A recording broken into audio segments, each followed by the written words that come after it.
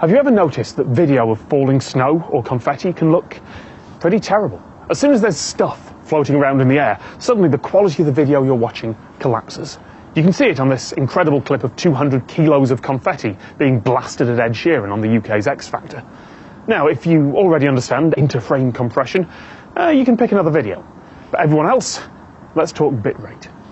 I'm not actually in Norway, by the way, if that wasn't obvious. I could have tried to find some actual snow or bought a load of confetti, but this way, I can test things with carefully controlled digital effects, which has the added bonus that I don't need to clean up afterwards.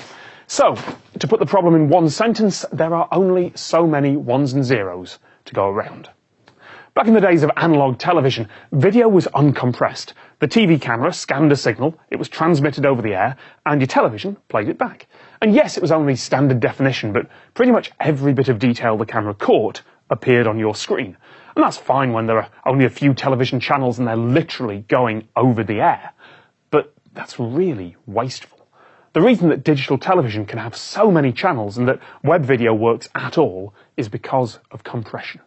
If you actually try to transmit every pixel of an HD video in perfect quality, you need somewhere around a gigabit a second sent over the wire. And as I record this, that would max out over 100 average American broadband connections simultaneously, or over 50 average South Korean broadband connections. So, if you want YouTube to work, that amount of data, that bit rate, is going to need to get cut down. Step one is regular, everyday image compression. Pretty much every photo on the internet is compressed, mainly by throwing away small bits of detail that the eye probably won't notice, at least until it gets screenshotted and reposted 20 different times by 20 different Instagram accounts. You can take every individual frame of a video and apply that compression to it.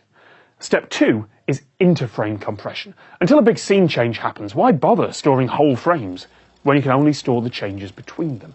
After all, if I'm just talking against a plain background, you don't need to keep sending new data for that background every time. Just tell the video player to repeat what was there before. Or if I move my body a little as I talk, just tell the player to move that block of pixels a bit to the right, and maybe tweak a bit of colour here and there. That's how you cut down gigabits of video per second to something you can load on your phone. Maths. Lots of maths, but I think a practical demonstration would be better, so I'm going to limit the bitrate of this video, the number of ones and zeros per second that are being used to encode it. And yes, YouTube will mess about with this after I upload it, but it can't magically put detail back in. So, even if you're watching in the best quality you can, what you're seeing now is still the limited version.